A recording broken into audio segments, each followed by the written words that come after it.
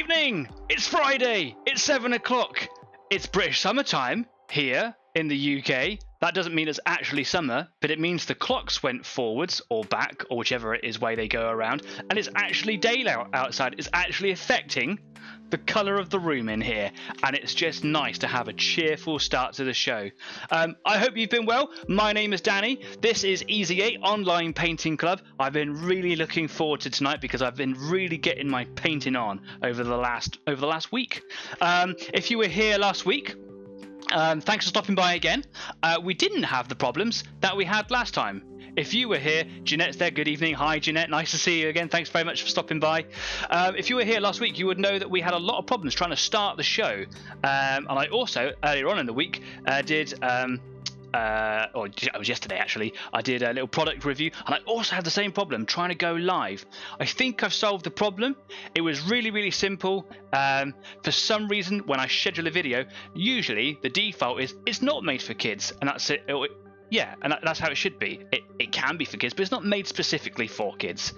But recently, for some reason, and it's probably my fault, that when I go live or I push the button, whatever, it sets the default that it is made for kids, and that seems to have been conflicting somewhere along the line. But we're here. I can see all the viewers coming in. Luke Gallier, hey-o, and Jeff Lacey, oi, nice to see you. Thanks ever so much for stopping by. It's been an absolutely cracking week for me. So one of the things I wanted to talk about straight off the bat was the engineer's visit to my house, talking about repairing the line for the internet that comes into this property. We made a phone call as a household and said, we think there's a problem here. They said, there is. We should be able to at least double our line in. Our download. Line in, what am I, 106, crazy. And our upload is currently like 3. It's ridiculous. So when we finally get that sorted out, we are looking to have a much better quality show, I hope. The engineer was due to come out today just a few hours ago, and we got a phone call saying that the engineer has gone home sick, and that we've had to rebook. So still no update on that. I don't think he's sick. If you're watching this, I know you're out enjoying the weather because it's glorious out there today. But hey, I'm happy, we're online and everything's good. If you are new here, Easy 8 isn't a tutorial. It isn't anything necessarily special like that. If you want tutorials, there's a wealth of that already out on YouTube. Easy 8 is literally a place where you can come and join in with everybody else in the live chat with myself and the people who I have on with me just to get your models painted. It's just literally it's an online painting club. We're going to be here for the next 2 hours. Normally I am joined by my colleague Kyle, or my co-host is probably a better word, Kyle. But as I did put in the description, he is striving to be here beyond the burgeoning amounts of work that is piling up on his shoulders, but as it stands this week, he has been unable to make it again. He is very busy, and because it's the holidays here that just started half term, that doesn't mean that he gets a break. Being a teacher or a teacher in training, his workload is just doubled, I think. He has sent his sincere apologies, and I do believe he is watching right now. Kyle, if you are watching, I hope you're well, mate. Type in if you can and join in the chat, but I know that you're probably just trying to crack on with some work. More comments going in from Mellabrick. Evening, nice to see you. Thanks for coming along. Brilliant, we've got loads of people here. It's fantastic. If you are new, or even if you are not new, don't forget that you can check us out on any of our platforms that you see there at the bottom of the screen. I'll try not to spit again. That was disgusting. I'm sorry. We're not here just only on YouTube, but we're also on Facebook, and we're also on Instagram. Facebook's probably our most active platform during the week. So don't forget that you can just like and follow our stuff on any of those platforms, but most importantly, what really matters to me is that if you are watching, please do subscribe to this channel, because every little bit really makes quite a lot of difference, and we've had quite an influx of subscribers just in the last few days. Thanks to Jeanette, I know you're watching. Thanks to Jeanette, she's been making some TikTok videos. We've had quite a few people coming in from TikTok, and we've also had some people coming in from Facebook, just generally some nice people just coming along to see what it's all about. So welcome to the show. I hope you do enjoy it. Please do subscribe and just hit that little bell icon so that you never miss a trick or another uploaded video, because some people missed out on the live appearance, at least, of my product review just yesterday, but it is there on, so you can watch it on playback. That's absolutely fine. So yeah, I do have a new product review on my very small product review playlist. Please do go and check it out. When this video is finished on the live stream and it goes to replay, I will be able to edit it, and then I will make sure that just up here comes a little information card so that you can link it. Get my hand clearly in the duck so you can see it there, and it'll appear right now boop. But it's not going to be there right now. It's going to be editing magic. So yeah, you can see it there. It basically is a product called Transpirator that is really good for the airbrush for making glazes and filters and things like that. I'm going to be using it today. I thought it'd be really nice to do a product review before today for that. Yeah, go and check it out. See what it's all about. See if it's for you. I am not alone. Despite being without Kyle today, I do actually have a guest online. And he is called Adrian. And here he is. Wave at the camera, Adrian. Hi, Adrian. And Good evening, all. People can hear you, people can see you. You are the first guest on this show, and it is really nice to have someone, not just other than me and Kyle on here, but someone from the community to come on over and just join in the screen time. I know that we wanted to have me and Kyle and guests on for at least the first appearance of a guest, but Kyle said to me just after last week's show, he said, look, I just don't know what my workload is going to be like. Get a guest on, just have some fun, and he'll be watching at the very least. So, welcome to the show, Adrian. There's no commitments for you, mate. It's just about part of being here on the show and just maybe getting some input and having a bit of chat. So, welcome. How have you been? Yeah, not too bad, not too bad. Been trying to clear my desk, as it were. You've obviously been putting lots of photos on our Facebook page. You've got like 4 armies for Warhammer 40,000 on the go. Is that right? That's 4 armies completed. So there's still more to go. There's still more to go. There's obviously my Angels of Blood, which I've still got another 24 models to go for that, and absolutely plowing through Harlequins, and then there's the god awful amount of guardsmen I've got to get going on. Guardsman's one of those horde armies like Tyranids. It never seems to end. Yeah. That's fair. I think there's something like about 200 models left to paint on that, and they're all the actual individual guardsmen themselves. So that's going to be a long time. And it's not like you can. They do have lots of details as well that probably would benefit from being picked out as well. Well, the very best of luck with that. Has it helped inspire you or motivate you? Because that's what I really want to hear. It certainly has. To the point where, as I say, I'm just cracking on through everything as I can, really. Excellent. Obviously, in between household chores, etc.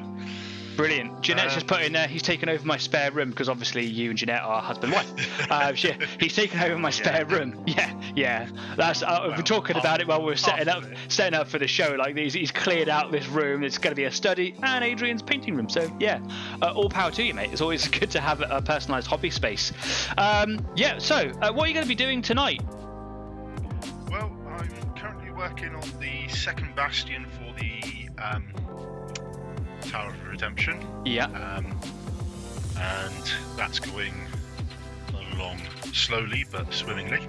And I'm also working on the new-ish Sly Marbo model.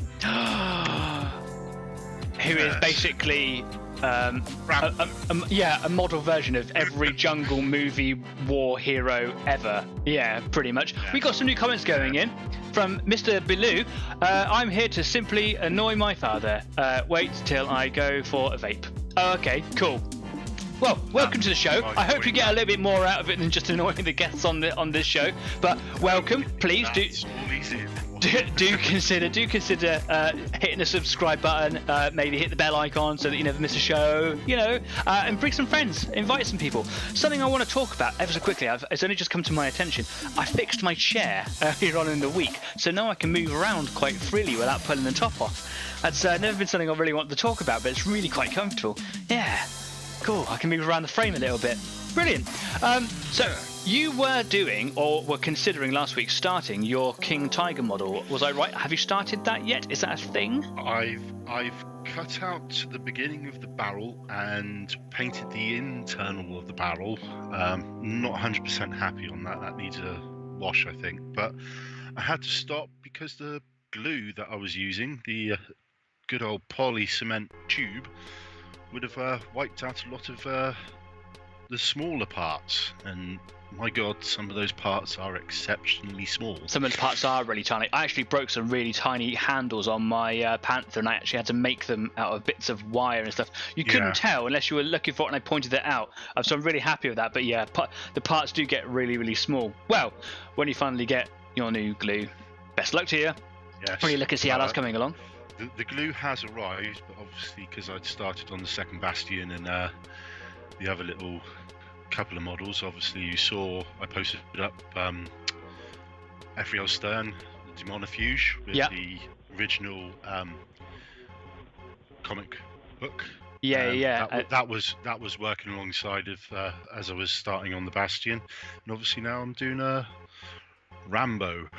It's brilliant. You've always got to have side projects. You can't just always have one project. At least I can't anyway, and I'm sure it's something that many people, I'm going to say, suffer from. You can never have just one project, and actually one of the things I want to talk about today is side projects, because I've got 2 going on at the moment, maybe 3, maybe 4. Who knows? We'll talk about that a bit later on. If you are watching it right now, do please get involved in the live chat. Excuse me, T's going down the hard way. Do let us know what you're working on, because we want to know. I want to know. Adrian wants to know. And of course, if you want to talk about it, get some tips or hints, or just kind of celebrate your work in the live chat, that's definitely the place to do it. So let us know what's happening. Cool. I'm going to go over straight away to the workbench here. Now, just like Kyle, we are suffering the fact that you can't see me directly, Adrian, but you do have YouTube going on in the background there, don't you? So you'll see things about 10 to 15 seconds after I put them up. But hey, workbench, we are here. There's me, there's Adrian, he's got his own little camera space up there. So what we can see here is my bit of spray paper here that I like to spray on, and I've got my turret for my tank, and I've got the hull. What I did with the hull is I went back over it, and I just kind of redefined some of the shadow areas and made them a little bit thicker in some places. Unfortunately, when I was doing it, I did get a little bit of spatter just down the side here. I then cleaned the airbrush out, worked fine afterwards, and then I got these 2 really big lumps over here, and I'm a bit annoyed about it. It looks a bit unsightly, and there's a bit over here as well, but I'm hoping that with some good application of filters and throughout the modulation process, I'll be able to disguise that and hide it nicely. So yeah, a little bit annoying. I've also got all the wheels to go through. I haven't finished the wheels from last week. I actually went over some of the wheels as a part of the product review for the Transpirator. I was really quite impressed with how it works. So I did these 3 wheels with it, but yeah, I haven't finished them off, and I still want to do some in Primer Red as well. So that's where I'm at the moment. So it's back to the old airbrush for me today. I do have side projects I've got on the go. I've been working on my little Carnifex recently. I've blocked in all the grey colours on him. So all of the legs, the tail, even the guns have got little bits of armour on. There's a cat hair there just for good measure. Feet and things like that. All these little claws that kind of stick out everywhere. They've all been blocked in and edged in properly. So it all looks like it's going to work fine. I still yet to do the carapace on the back, because I've still been filling in bits and pieces where I didn't put them together so well. And every time I kind of tried to finish them up with a little bit of sandpaper or dig it out, I always ended up pulling everything out that I filled in, if that makes sense. I'm kind of blabbering a little bit. But yeah, I've still been filling on that one. So hopefully in the next couple of days, I'll get that all sanded down, all the filling bits in there sanded down, and then I'll be able to finish off painting the grey. And then I'm going to be moving on to a new product, which is the airbrush ink from Ammo Mig, which when I go to use that, I will hopefully do another product review on that one, and then broadening our scope on the product reviews. The other one that I've got on the go is this Trigon model. I've always wanted a Trigon model. This is one of the lovely models that I got in that gift hamper from one of our viewers who did comment in the video from last week. I said that I wasn't going to mention his name, but he did comment, and that was Leslie. Thank you very much, Leslie, for all of these models. This is just one of, I've forgotten how many models there are individually. It's like 200 and something. There's hundreds and hundreds of pounds worth of stuff in this box. It's all just off camera over here. The one I really wanted to get stuck into was this Trigon. It was painted really nicely, but I wanted it to match mine. So yeah, I stripped it down. It took me a couple of weeks. Well, about a week, maybe just a little bit longer, and a couple of visits with a toothbrush and scrubbing it all down. And even though there's still a few bits of primer here and there, they're actually negligible for what I'm going to do. There are a few little bits of sprue spots on there and a couple of seams that I wanted to get away. So if you look carefully in my bleached out lights here, you can see some like blue dots all over it. That's basically just Sharpie pen, and I've just kind of been over, marked out where I want to visit with a knife and a bit of sandpaper, and I've started on him today. I was doing some work on the computer, and every now and again I take a little break and I just trim a little bit down, sand it down, or whatever. I'm going to work my way from head to toe, tail, head to to not head. And then it'll be ready for priming, and then I'm going to start painting them up. And I'm under no illusion that it's going to be a tricky boy to paint. There's lots of spiky bits on, and that's not necessarily going to be the issue, but I've discovered, even just painting the Carnifex, that trying to get in underneath, in behind certain areas is really, really tricky. But I'm looking forward to it. I've always wanted the Trigon, and it's going to be a really nice force to face my opponents on the table, and just generally look nice, because it's a cool, imposing looking creature. I've also got a load of gargoyles, like there's loads of gargoyles, and I've always wanted some. I never liked the old pewter models, the old metal ones. Then they resculpted them and made them in plastic, and they were okay, but recently they did it, well, recently, after that they did another sculpt in plastic, and they're really, really nice, and most of those are actually unpainted. So I'm not going to start anything else, because that's kind of, I'm just going to start bogging myself down. I'll get at least the Carnifex finished before I even start prepping those, and then hopefully by that point I would have started painting on the Trigon. And then always got something in the background, because I find that I've always got to be able to have something that if I get a bit bored of, then I can always turn my attention away. I don't know how you feel about that, Adrian.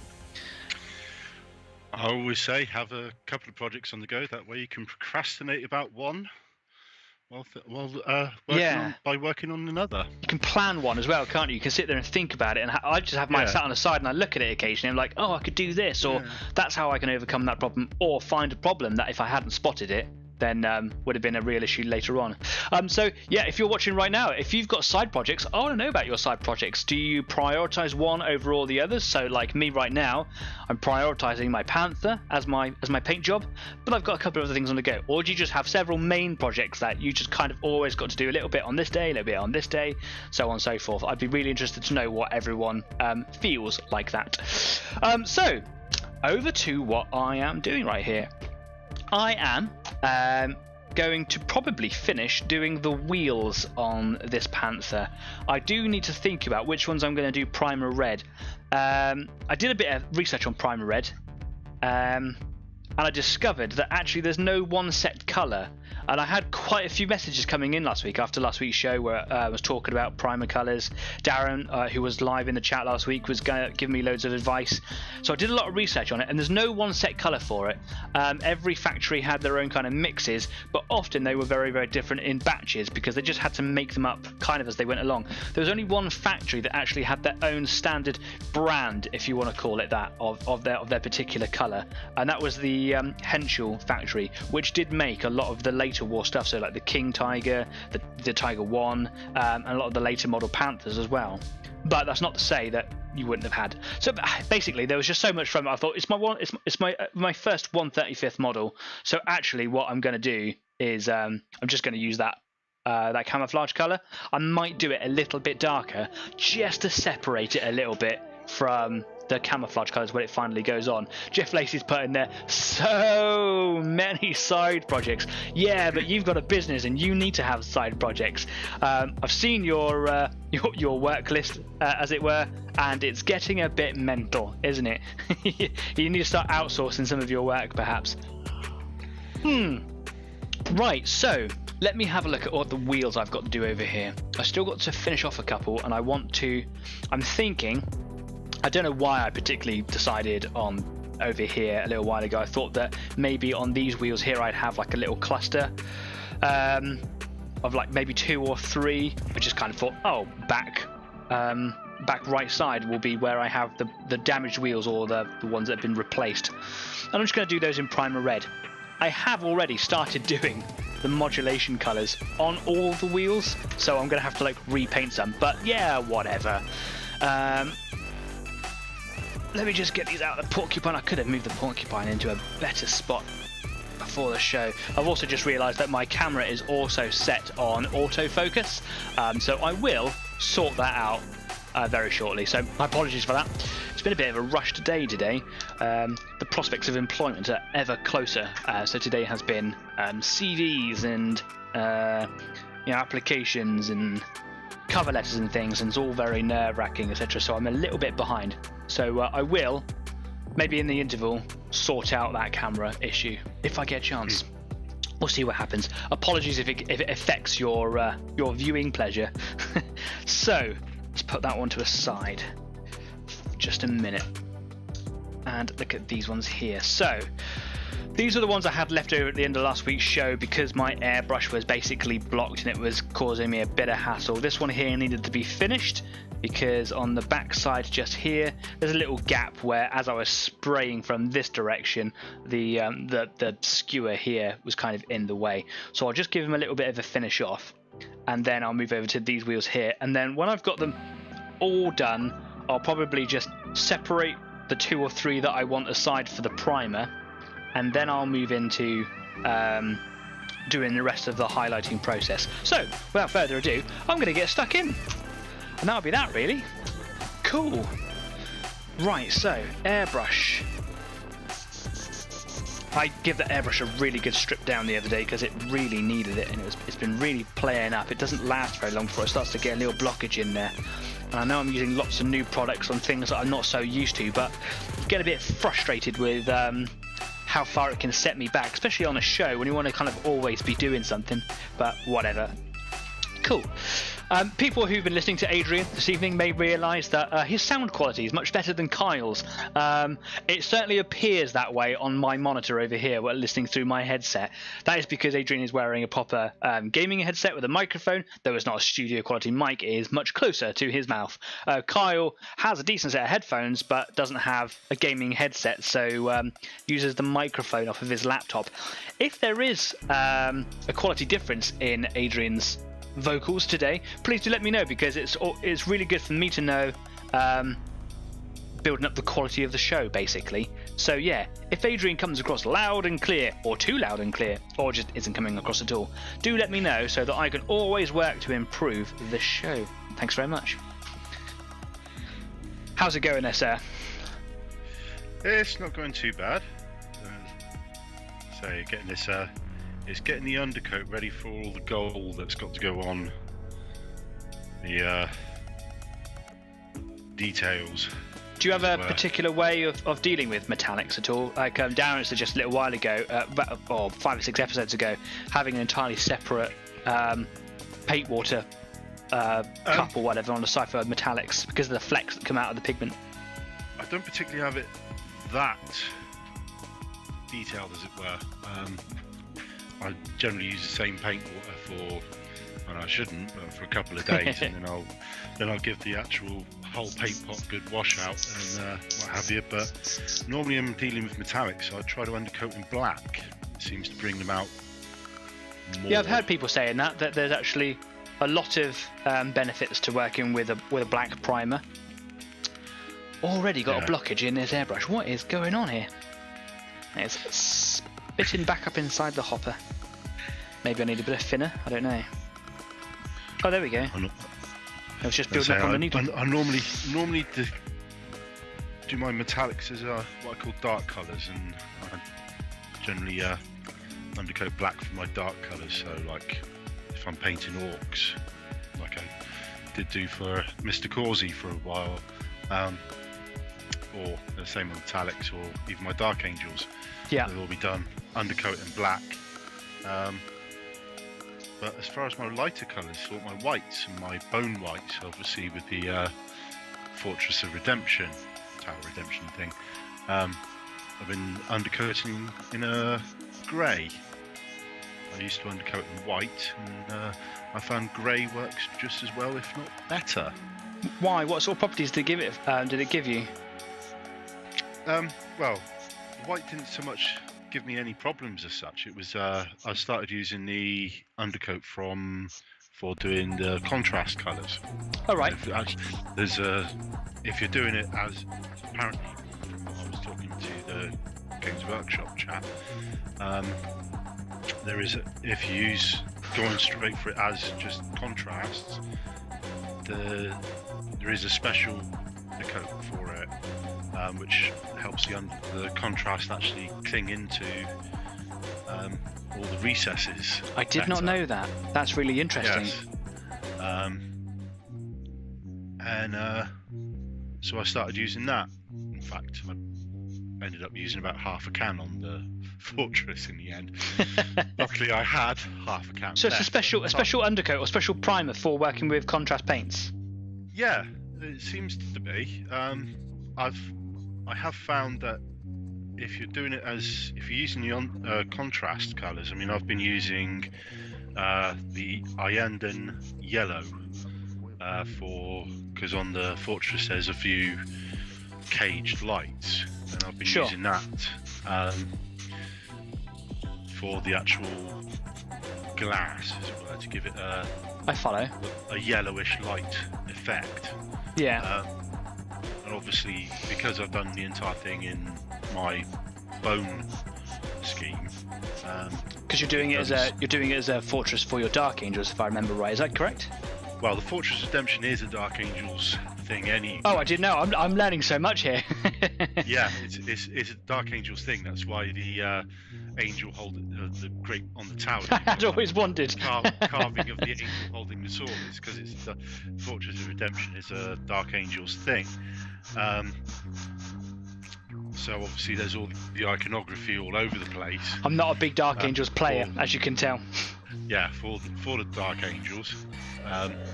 So I'm painting it obviously as Deathwing colours, which is bleach bone. Yeah. And gold and such like.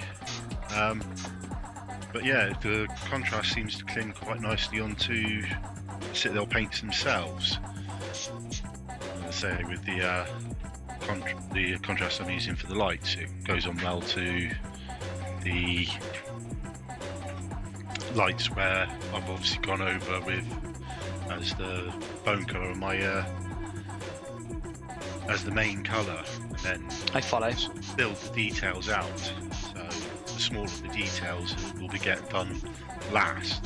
I don't have an awful lot of experience working with the contrast colours. I did pick some up, and I have mentioned this before, when I was experimenting with different colours for my Tyranid models, and I found that I can't remember, it might have been the Yandan yellow colour or Cassandori yellow, if I remember rightly. I can't remember. Basically, it was the nice bright yellow, golden yellow style contrast paint. I tried it and it worked perfectly, and it was everything that I wanted from the yellow paint as a part of the scheme for my Tyranids. And but it was too different from what I'd already done on bulk, so I actually decided to not go back. It was a proper decision there. However, I'm very happy with the colour scheme that I do have on my Tyranids now, which is good because I've done loads of work on them. I will have to ask you how you do your yellows at some point, because one of the character models is Games Workshop special is Sergeant Ripper Jackson. She happens to be standing on a Tyranid head. Oh, that's charming. So I don't know how I feel about passing on my knowledge here. Or I might have to like you and Luke, like when he made his diorama, like there's a lot of Tyranid hate going on around here, and I'm trying to build a safe environment for everybody. Okay, I'm getting a much better response from the airbrush today. Now that I got that initial blockage out of the way, or whatever was going on there, it's really flowing really, really well, which makes me very happy inside.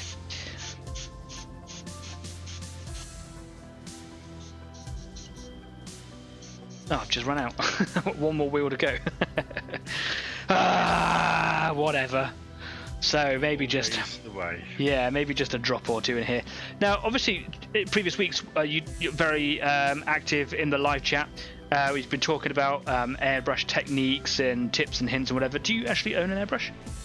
I don't. I haven't particularly.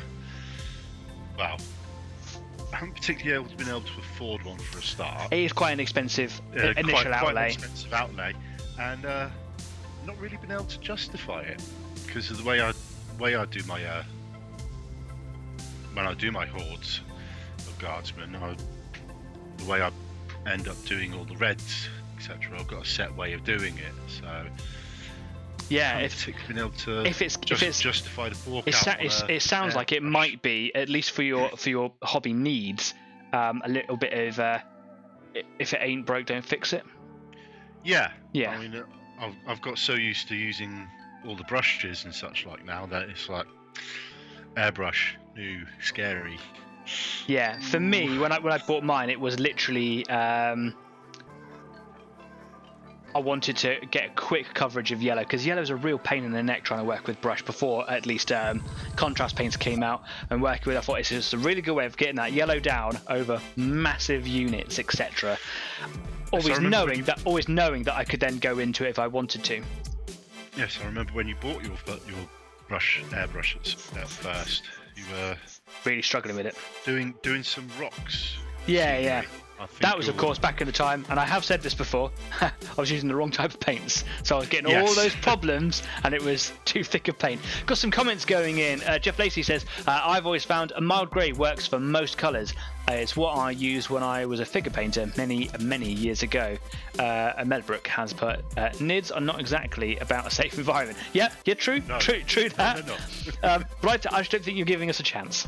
All right, just let us in the door and let us talk to you. All right.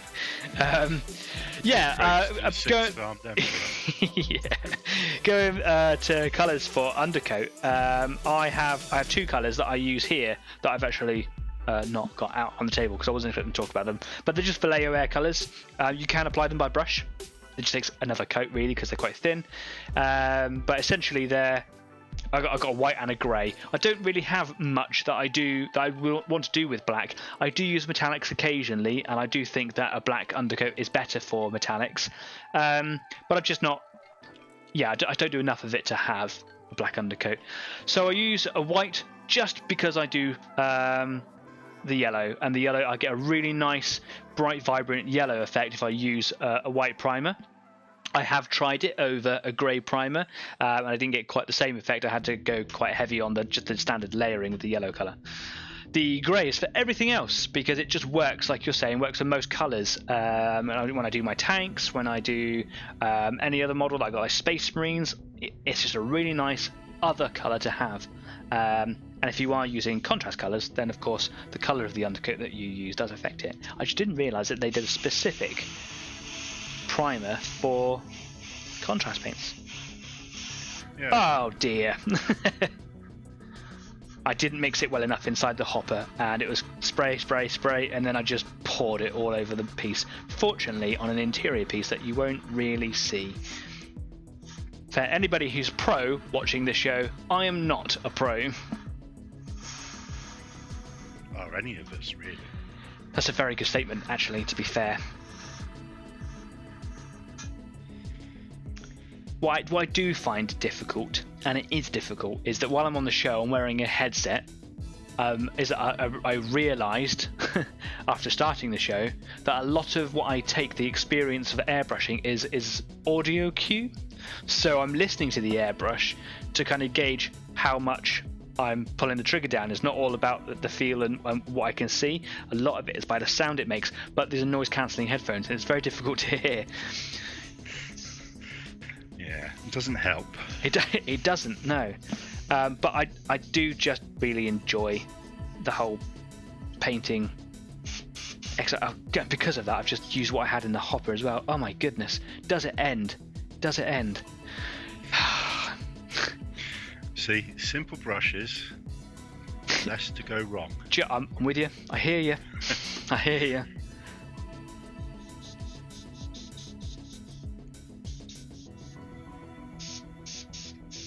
Okay, I'll put in another drop, whatever. An unscripted show, as you can tell. I'm sure they can't. Got loads of viewers, but everyone's being really, really quiet today, probably because they're concentrating on more important things to be doing with their lives. But if you are live, and you do have the inclination, do drop us a note, let us know what you're working on. Or let us know why you're quiet, and tell me to be quiet. I'm just happy that you've come along. Oh, hello. The more viewers, the better. Yeah. Spread the word. We've had quite a very positive response from the community at large, basically, over the past week, from Jeanette's TikTok videos going out on Instagram and Facebook and whatever has been really, really good. I've also got a couple of groups on Facebook that I just kind of put stuff up on. We've had some followers coming along. And subscribing. It's been really nice. We had two that decided to unsubscribe, which was a real shame. It wasn't for them. They came along and was like, oh yeah, I'm going to subscribe. This looks really good. And then probably saw a couple of videos and went, oh, this is not what I was hoping it was going to be. If you watch this, I'm sorry. Yeah. I should probably do one of those YouTube trailer things, but I don't have time at the moment. There's a lot going on, and I'm just interested in really putting the content out there. And there's a lot of preparation that goes into a show, even though I want it to be not tongue-in-cheek to say, but I want it to be. I don't want it to take itself seriously more than what it needs to, and it should just be a little bit of fun. Come along, paint some models with your friends, or make some new friends, paint some models. That's what it should be. But even still, at that point, there's a lot of work that goes into it. It's probably because I'm not very good, and I'm okay with that. So yeah, it wasn't for them, I suppose. So we went up to 37 subscribers. We're down to 35, and I think that's a very respectable number. So thanks very much for subscribing, if that was you. That is a good cup of tea I've made now.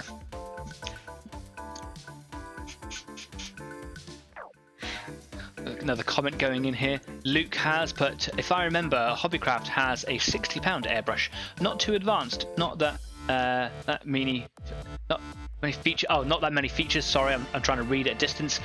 Seems mostly best for coverage and simple OSL, which is of course object source lighting.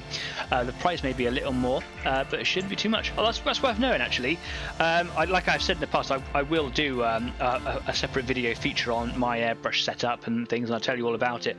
But this, my whole setup cost me over £200, and that includes the compressor and the airbrush itself. The compressor is actually the cheaper part of it all, but this is Harder and Steenbeck airbrush, the Evolution, which is I think one step above their entry level, but it's more than enough that I need, and I do see a lot of YouTubers using this particular one, or the Pro version of it, which does have a different nozzle, and it also has on this little shell at the back here it has access for this particular nut, which basically allows you to move the needle backwards and forwards. And what it does is you put your fingers on the side of the shell and you can adjust this nut, and it restricts the distance that the trigger can come back, so it stops you from doing what I do, which is suddenly just blasting everything out in one go. And I've just used the end of that again, which is good because I've just got to the end of what I wanted. Fantastic. Yeah, so it can be a costly adventure, and it shouldn't be. I don't think you should be getting an airbrush compressor set up unless you want to explore the world of airbrushing. When I first got it, I was talking to people online. I wanted to, this is my words, to replace the brush entirely if I can, because I didn't really know what I was talking about. When I got into it, I realised that actually it doesn't work as a replacement for any other kind of painting medium. It is to work alongside other things. You can do a lot with an airbrush, but there are some things like details and things like that you are going to want to do with precision with a brush, of course. But there are people out there who do a lot of precision work with an airbrush because they're very talented people. And I am still learning. It takes years to build up. Well, it takes me years to build up anyway. Yeah, I have seen varying pro painters who have used a lot of airbrushing, and the effects they get are absolutely stunning. They really are. It's you look at it and you go, I'm just gonna hang my brush up now. There's no way I'm going to get to that level. And then you sort of think, well, it's all right for them, but is that what I want? Yeah, absolutely. And at the end of the day, it's a hobby, and that's what you've got to think. Yeah, of course. And it should be, after just a little bit of hobbying, you will develop your own style, your own technique, and you'll get your own kind of. Yeah, I've probably just boxed myself in with poor choice of syntax here, but you end up with basically the result is your style, and that will just develop over time. You won't probably ever lose that. You'll just build on it.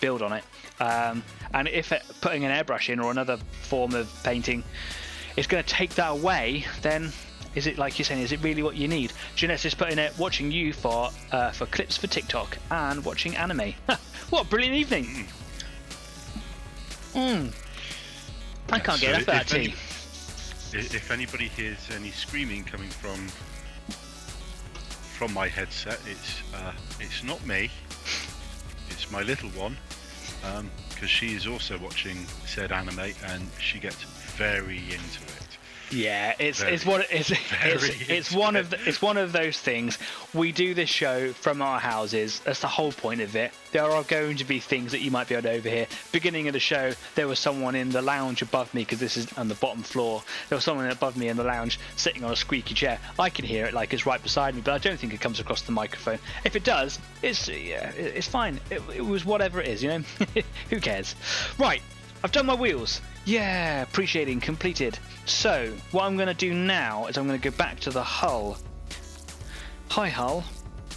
And here I'm going to start using Transpirator. Ooh, Transpirator with a nice picture of a Terminator in the background there.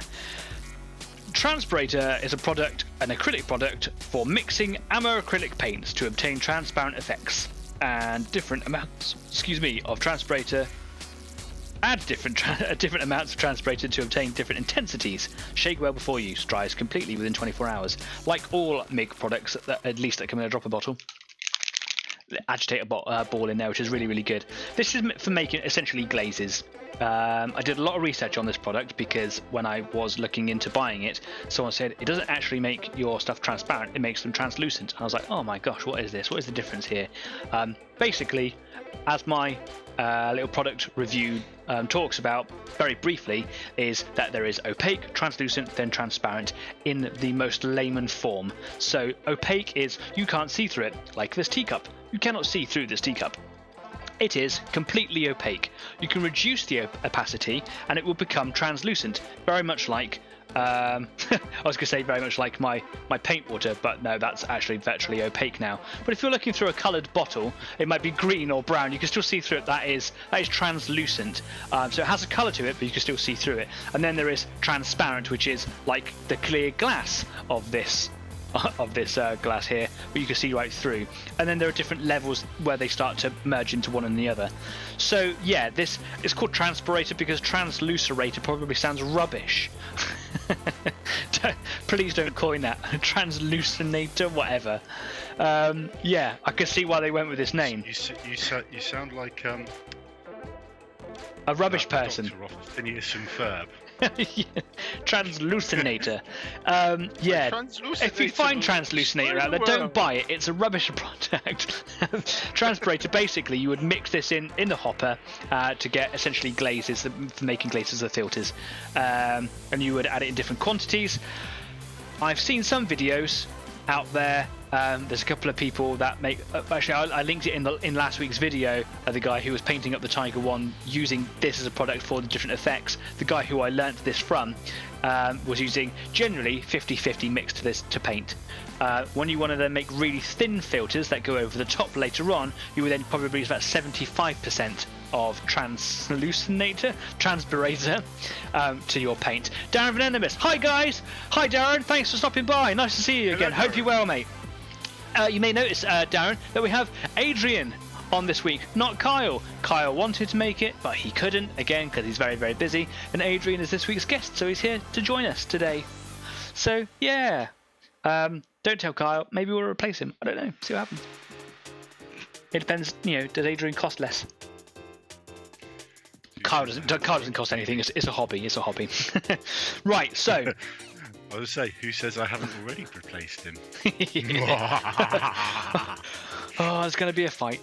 So, I've got Dunkelgelb Dark Base. I was using this in the product review just the other day.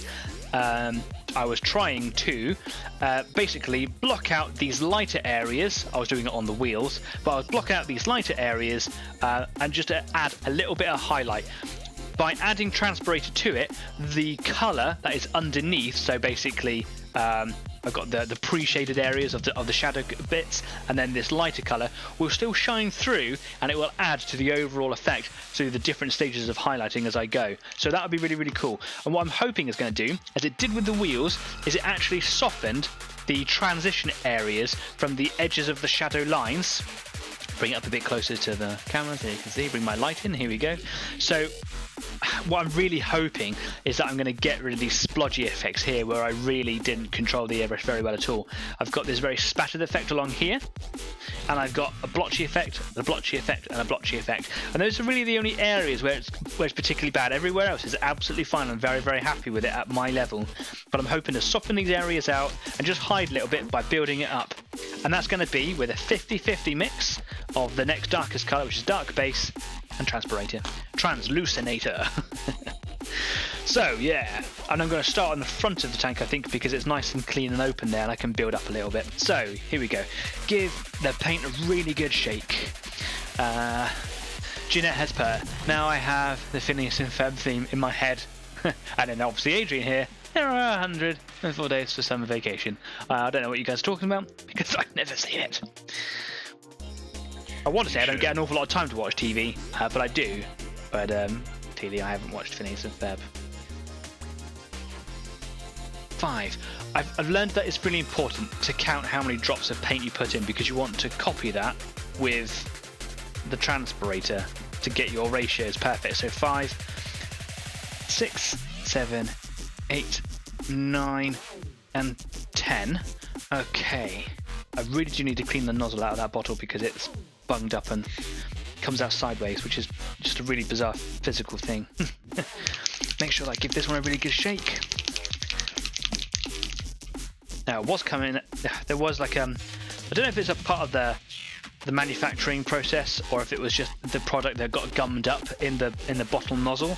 When I was doing the product review just the other day, there was it looked like PVA glue in the end, and it was blocked, and I didn't have anything pointy to poke it out with.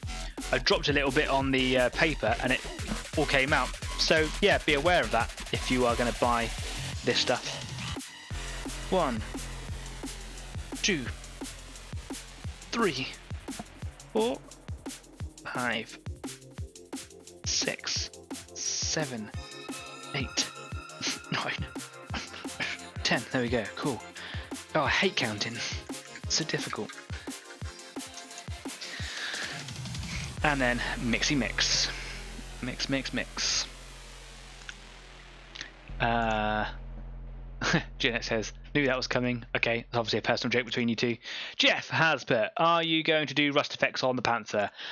Yes, I'm going to do loads of weathering effects. And like Darren was talking about last week, I think it was last week, you can hide so much with weathering, and I'm kind of relying on that in some of these cases. So I'm going to do rust effects, I'm going to do grime effects. Do it in a certain order, so I'll be doing grime first. Sorry, let me start again. I'm going to do pin washing first, so I'll pick out all the details with a really nice colour pin wash, and then I will do a layer of streaking grime, which will hide a lot of the calamity on this particular tank, and then I will do rust effects and probably like fuel stains and things like that over the top as well. So yeah, there's a lot of potential for me to hide my problems. Okay, it does spatter a little bit if I don't control this. That's what I learned in the product review the other day. You can see it trying to spatter there. I think it's because it's quite watered down, and it's just about getting the control of the flow that comes out of the airbrush.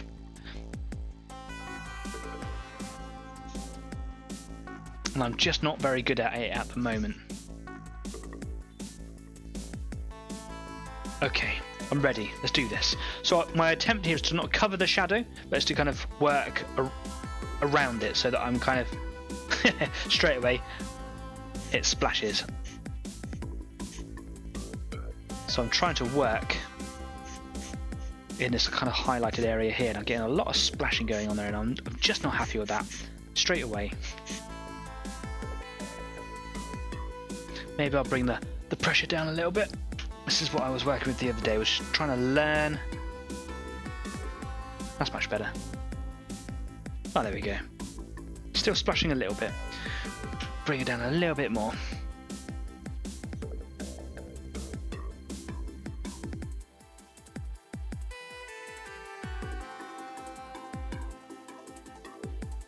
Okay. As Gina said, it's a kid show, but very much loved by adults. Oh yeah, I'm sure I've seen clips or pictures and stuff, and I do love TV.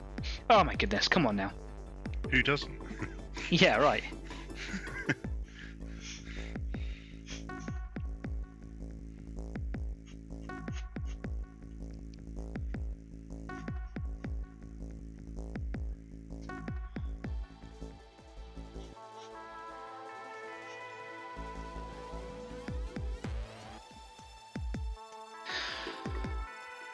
Well, I hope your efforts are going much better over there, Adrian, than mine. I'm getting a lot of, if I bring it up to the camera, you can see there's like a lot of dots and like just basically drips that are coming out. And it might be that I've just kind of got it watered down too much. It might be that, I've damaged my airbrush somehow because I've landed on it. I don't know. I'm just kind of making excuses really. But it comes out quite spattery, gathers on the needle, then it kind of just wants to blow that off the needle. Maybe I've just got too much transpirator in there.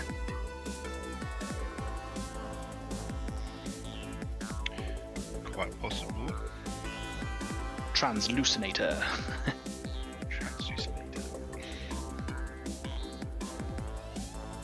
But it is giving me a really nice effect with the colours. It's just kind of going on. Try and just blow that around with the airflow.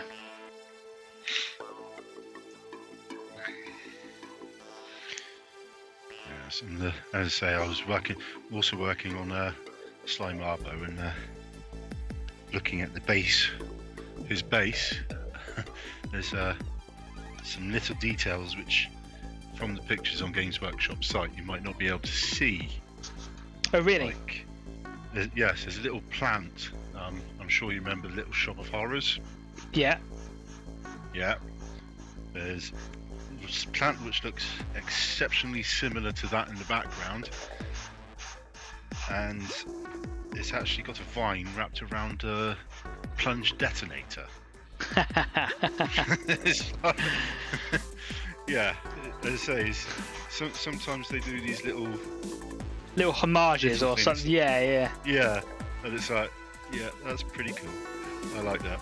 I had actually only just noticed it as well.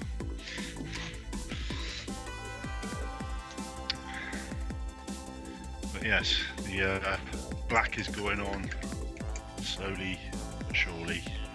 Good. Although I have realised, and I've realised it on the last one, but more so on this particular bastion, that I should have painted a lot of it before gluing it together. I hate that. I hate that when you realise it too late. Yes, on the inside, obviously when you see the pictures on the whole thing, you only see the external of the crenellations, but behind that there's actually a lot of wires drooped around just below the parapet. And of course I want to put them into black, and there's the gun stand right in the middle of it which gets in the way of the brush. So I'm holding the brush. Yes, I'm holding the brush right on the end, sort of about that sort of area, and that is tricky. Trying to be really, really careful with the black wiring. It's yeah. These things are sent to try us. It's not the most accurate, but the way I see it is, you don't particularly see very much of it in the end. I think in the future I'm going to put less transpirator into the hopper here, because even just with the simple airflow, I'm actually getting, I don't know if you can see it here, yeah you can, I'm getting a little bit of build up, and that's with no action for depositing paint. So it's just kind of running through. I wonder if maybe my needle isn't pushed far enough forwards. That might be the problem. It did move, so let's try that. That has stopped that entirely. I wonder if that was just poor setup. I've got this big splodge on the front here, and it looks like it might dry like a splodge. So I was just trying to hit it with a little bit of air. If I had a hairdryer, excuse me, if I had a hairdryer, I would just hit it with that, because that's a really good way of speeding up the drying. But I don't know if you've noticed on the show, I don't actually have hair, so I was yeah. going to say, there's not much use for a hairdryer for the two of us. I've got more hair on my chin than on the top of my head. Yeah. I don't have an awful lot there either, really. We are getting very close to having an intermission, so I'll take us to this preparing for an intermission screen. We are still going to be here for another hour, Adrian and myself, and hopefully everybody else that's in the comments too. it'll be a good opportunity to have a quick break if you need to, but I'm not going to go anywhere just yet because I've noticed that we've still got comments coming in. Darren says, from what you described, it's too thin. Yeah, it certainly felt that way, but from all of the advice I've taken from guys on YouTube, excuse me, it's always been to put it in quite large quantities, 50%, 75% of the total ratio that's going in. So I find it quite bizarre that I couldn't control it, but I've just managed to push my needle forwards a very small but apparently significant factor forwards, and it is now flowing much better. So yeah, cool. Whatevs.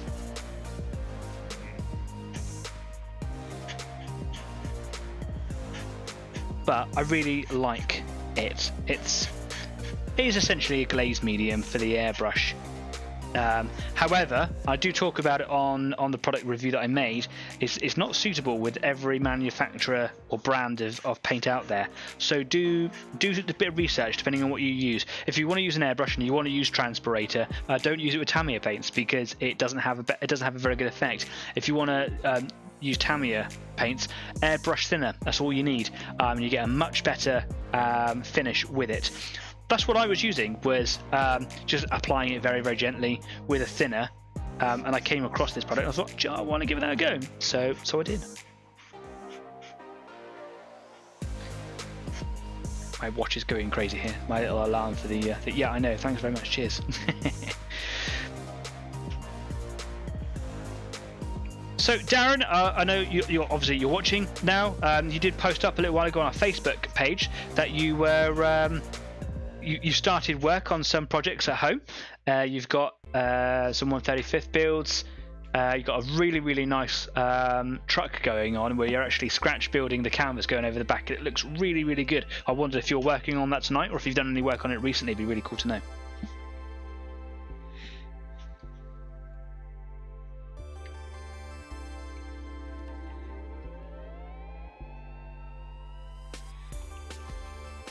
Just thought I'd go a little bit over some of the shadows underneath, even though it's going to be completely dark in there.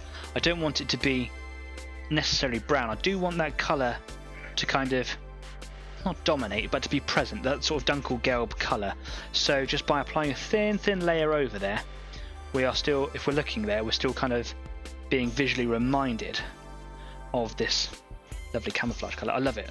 It's a really beautiful colour to work with and to look at. Like, I really do get into colours when you start playing around with them with the airbrush. Certain colours do have like really good properties, and I've not been able to beat olive green, especially from the modulation set that I've got. I did a couple of 28mm Shermans, I did one 28mm Sherman and a couple of smaller ones, and the olive green is just a beautiful colour to work with.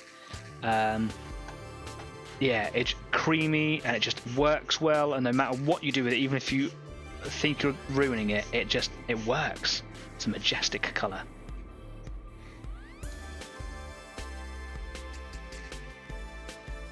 I did start playing around with olive green on a Space Marine as well, and it looks really nice. But it's not the colour that I want for my Space Marines now. I've decided to have that definitive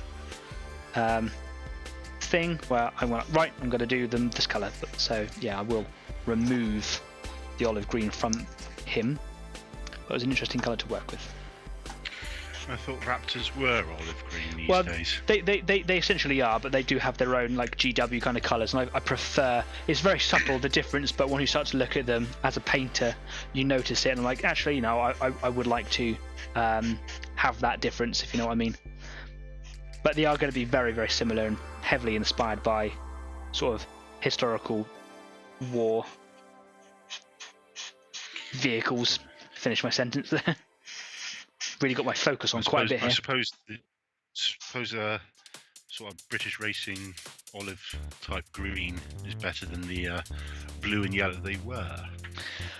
Yeah, back in the day. Yeah, because when they first were released or first kind of designed as an army, they were blue and yellow, and yeah, that wasn't what attracted me. It was the kind of camouflage green colour that attracted me to them.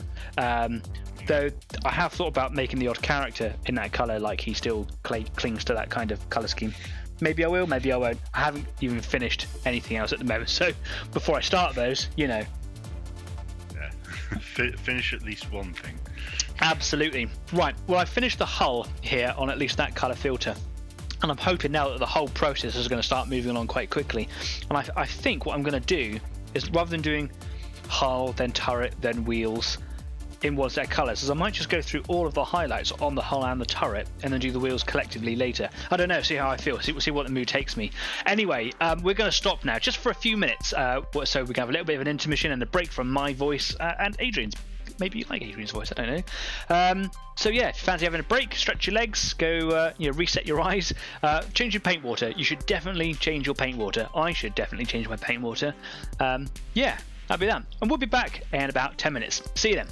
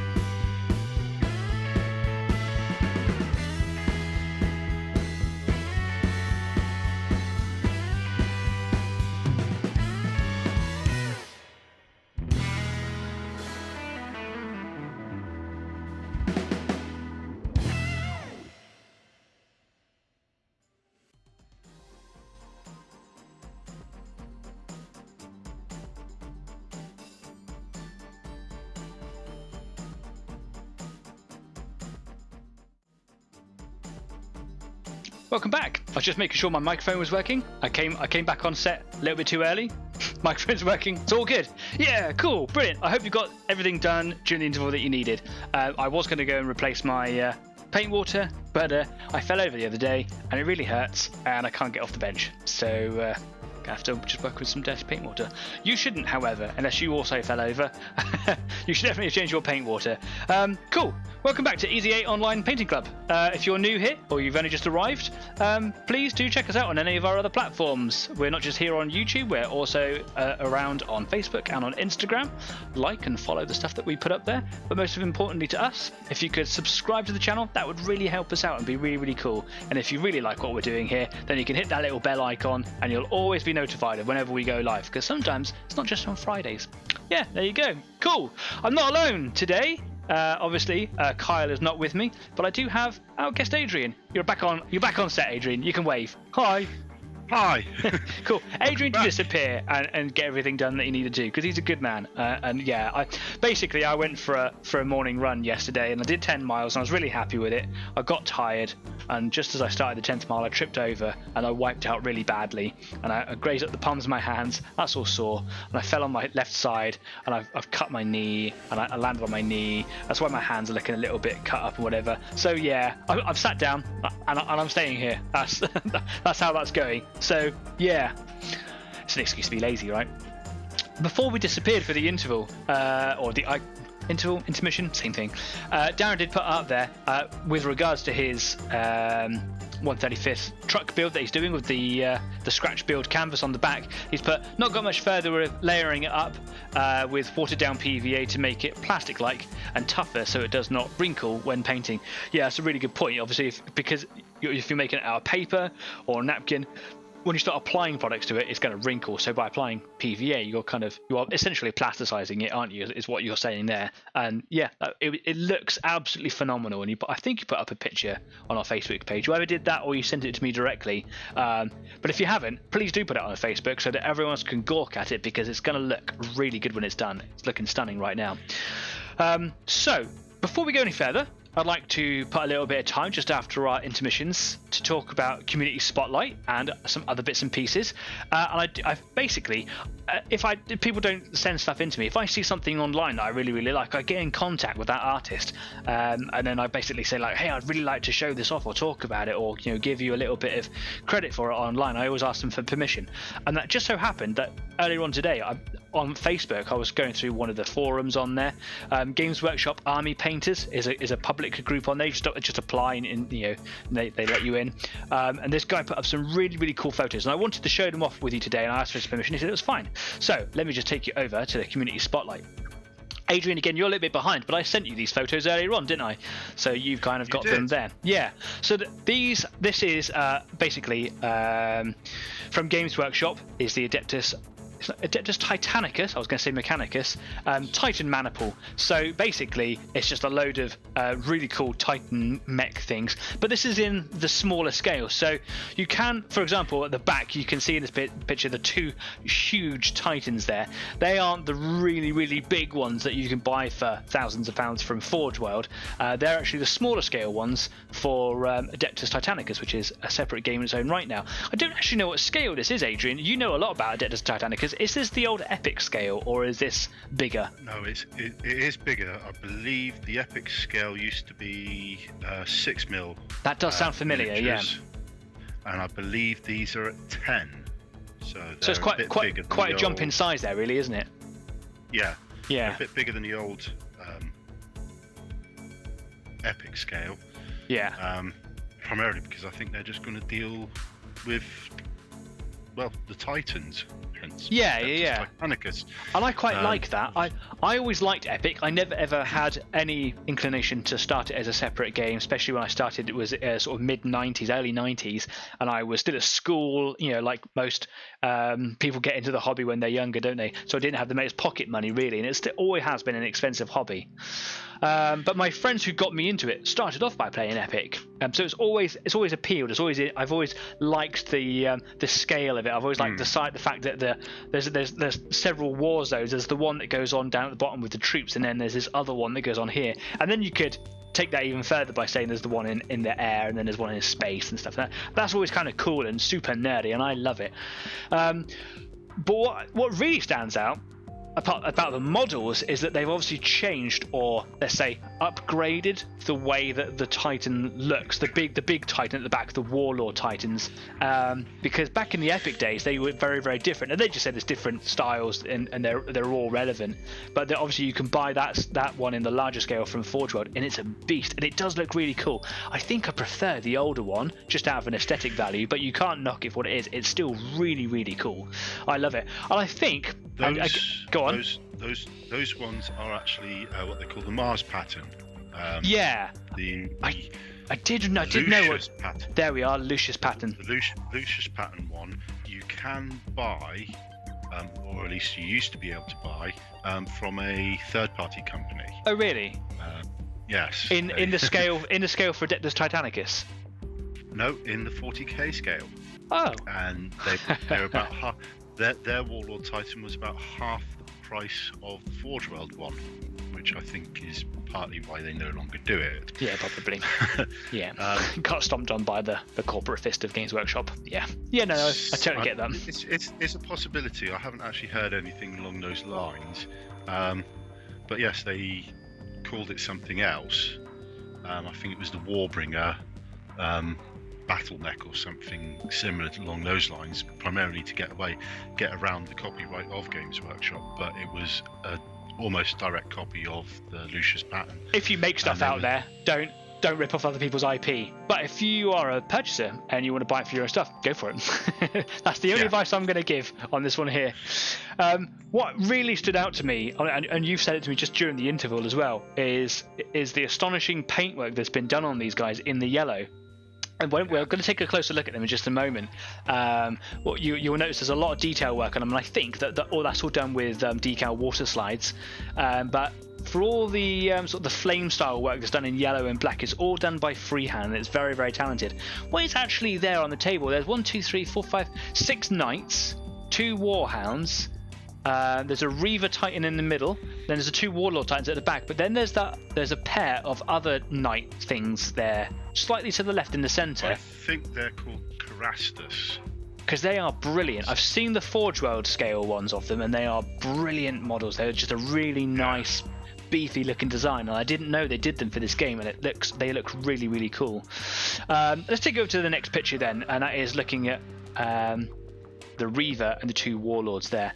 Now the Revo is the one that was very dominant in a lot of the old school artwork, wasn't it? They didn't really do a lot with the Warlord Titans so much. It was always the Reaver and the Warhound Titans, and you can get a better look at some of the detail on that paintwork there. Am I right? That is a Reaver, isn't it?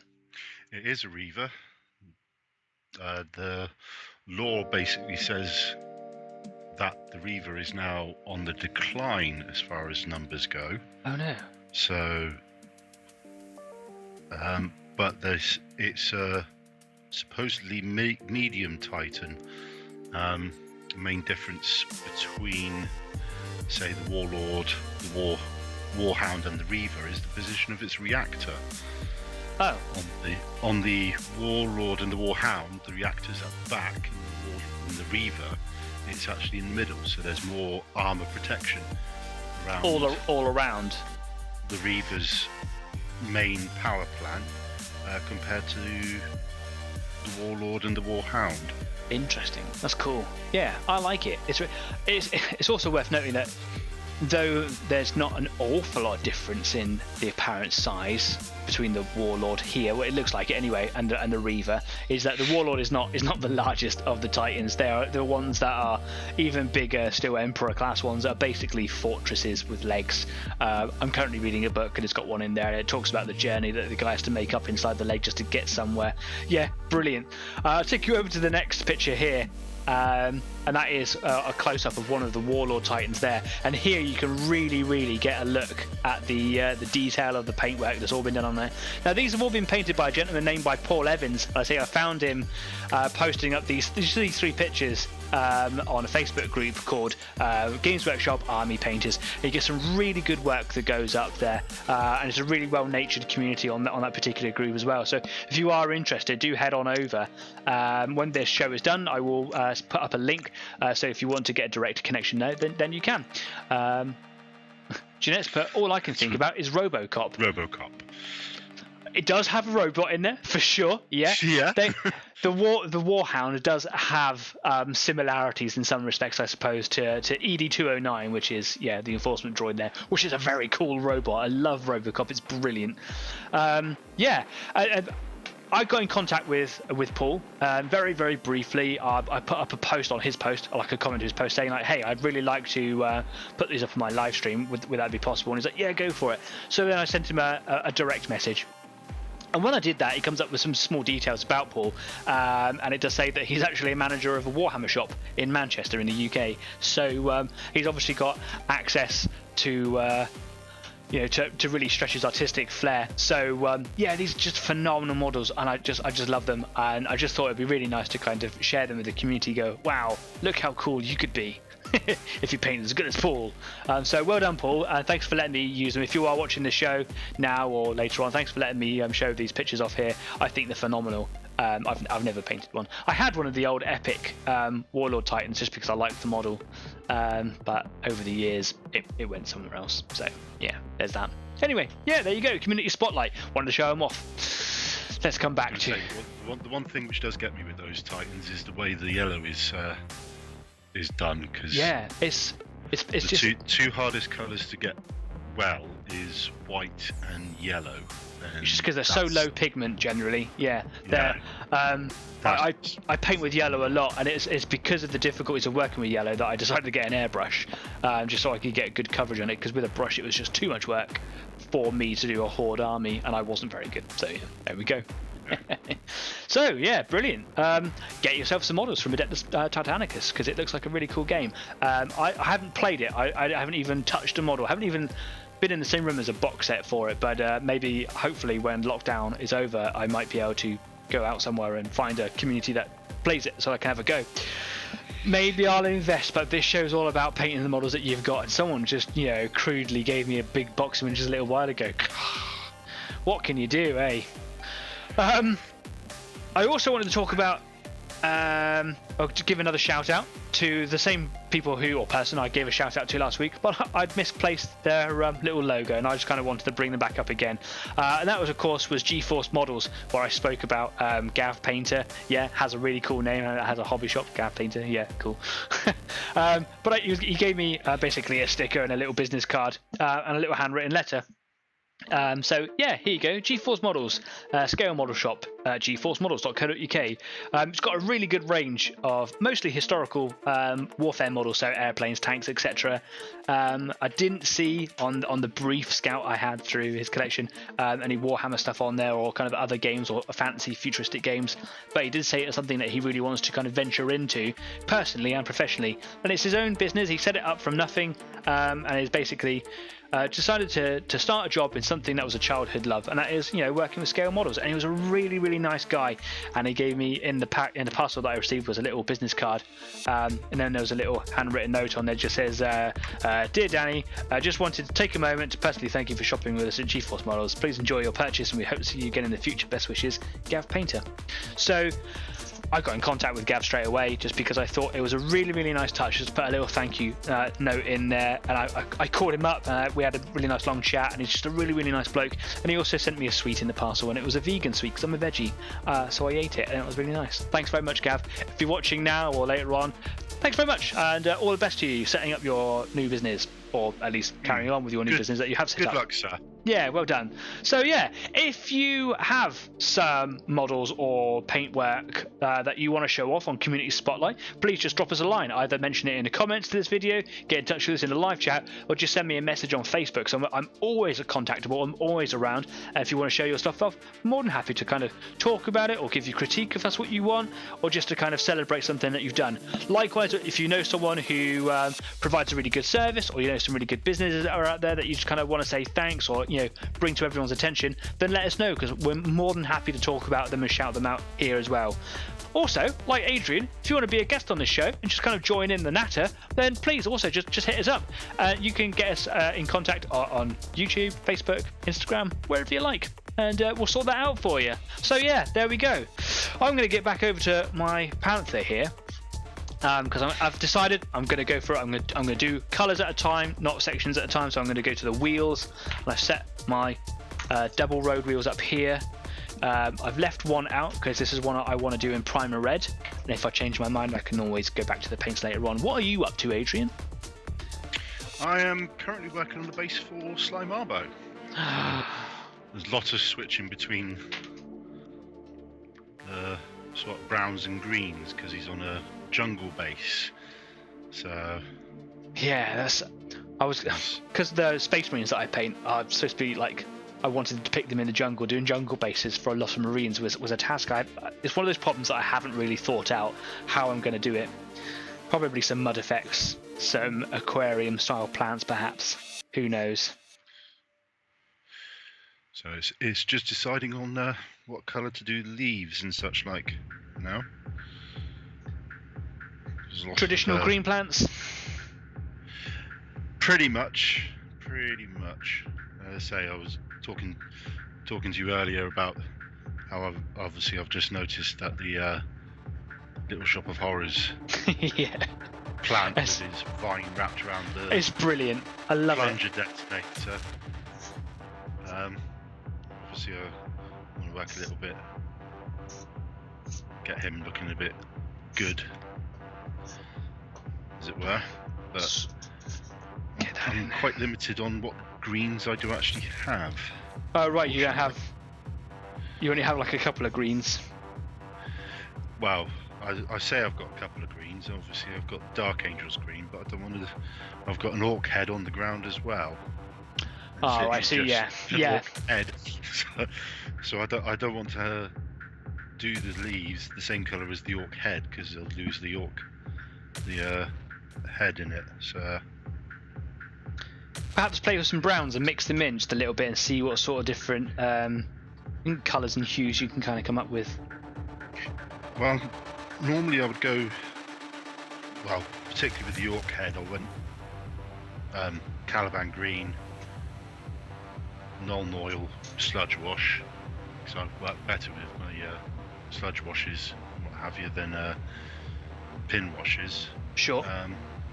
Then I went Warpstone Glow as a lightish dry brush, and then a Moot Green over the top of that as a very light dry brush to bring out all the extreme highlights. I know. Yeah, I know what you're saying. Yeah.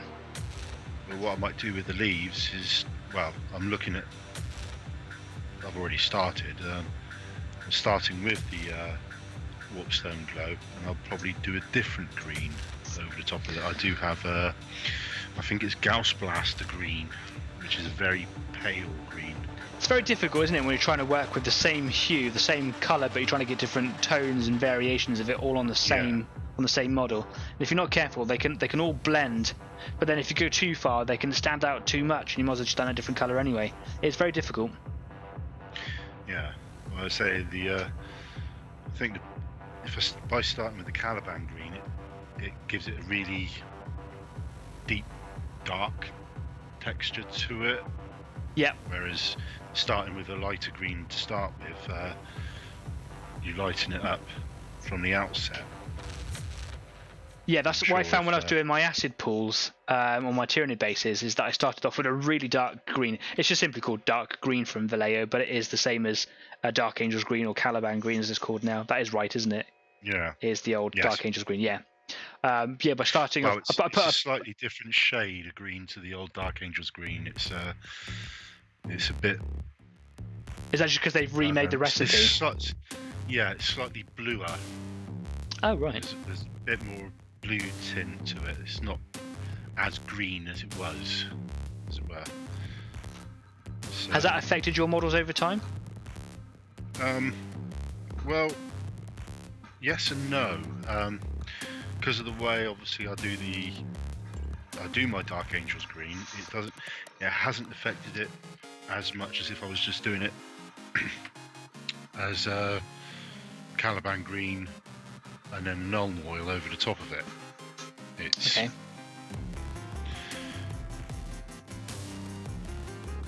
Yeah, because obviously I have the I have the Warpstone glow there. The Warpstone glow really brings it back to a more green, as it were. Well, that's why we go through different layers, that isn't it? makes sense. Yeah, because you can affect the overall tone of a colour. Yeah,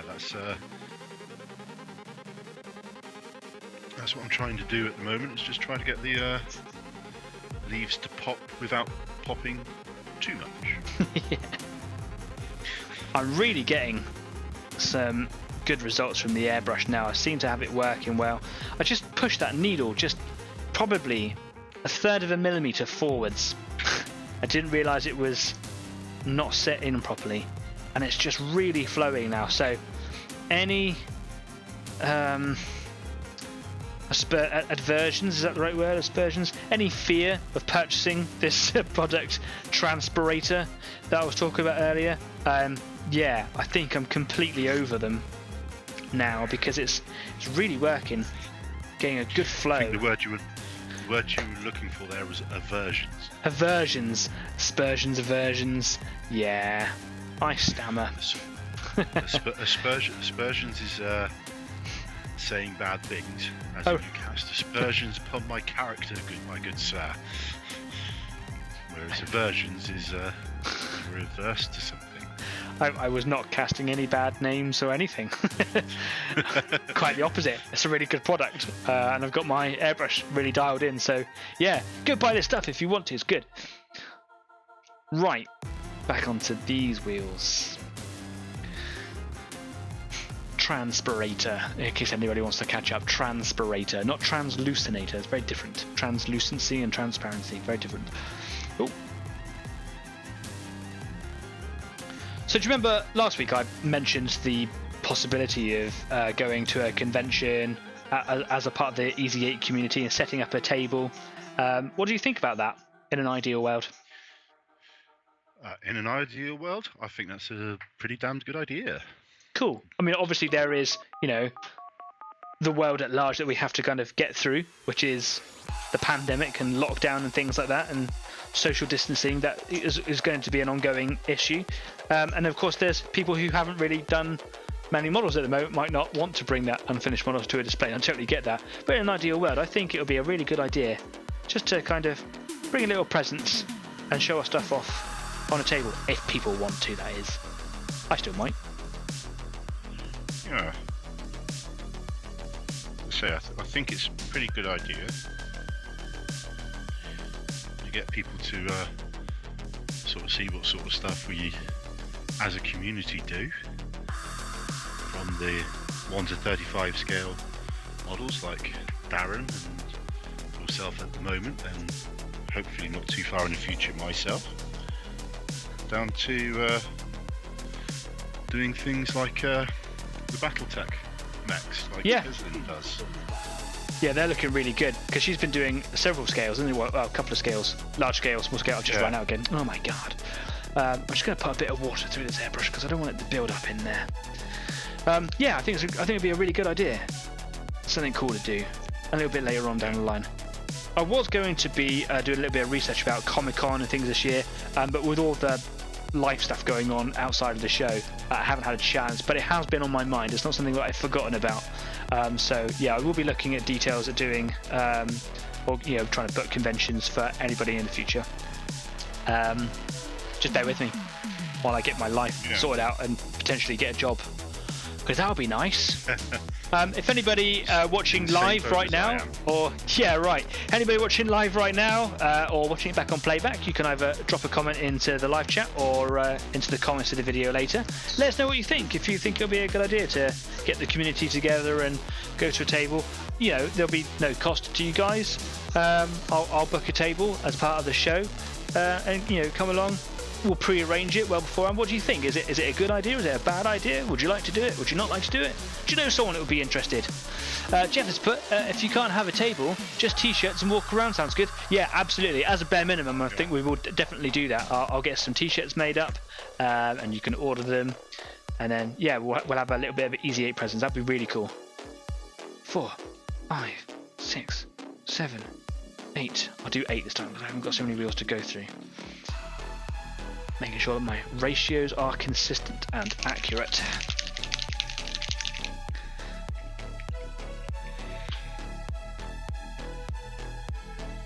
One, 2, 3, 4, 5, 6, 7, 8.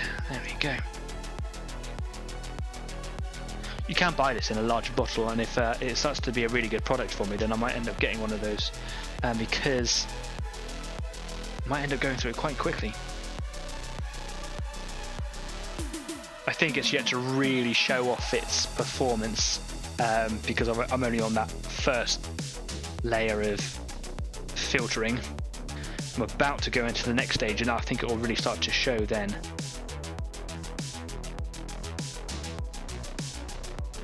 Okay, just halfway through the wheels. Nah, maybe less than that.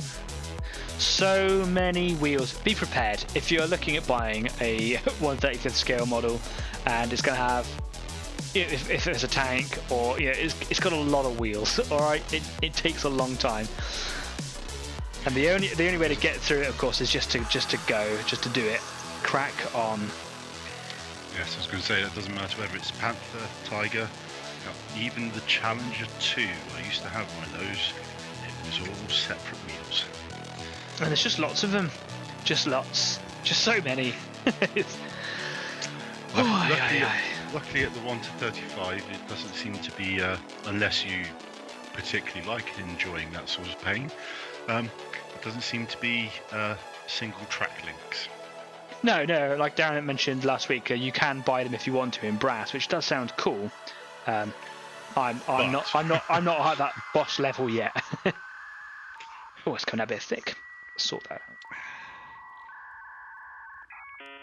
Yeah, yet, maybe. Thank you for your positivity.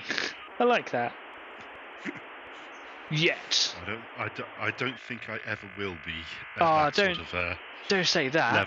Level of not so much level of modelling, more that level of self-inflicting pain. I don't want to do this.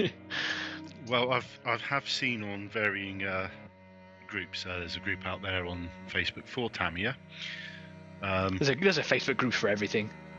Pretty much, and I say I have seen on there people who have bought the separate tracklink kits, probably just for sheer accuracy, and they always seem to say, "Why do I do this to myself? Why?"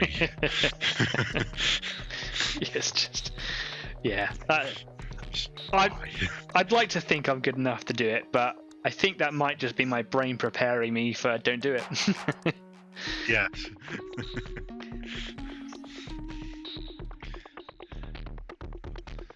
But different strokes for different folks. Absolutely. And some very talented artists out there.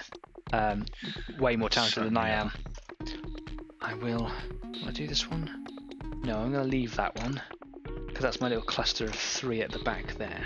Okay, cool. So Darren, as you joined us later this evening, at the beginning of the show, I was talking about Primer Red, and after we were talking about last week the different colours that you can get for Primer Red for German models, etc., I did a little bit of research into it, and apparently from what I found, that there is almost every factory had a different recipe for Primer Red, and I think I knew that anyway, and almost every batch that they did would have been different because they kind of just made it as they went. There was only one factory that did actually have a particular recipe that they stuck with for the majority of the time, and that was Henschel, which did a lot of the later war things like the Tiger 2 and the later models Panthers as well.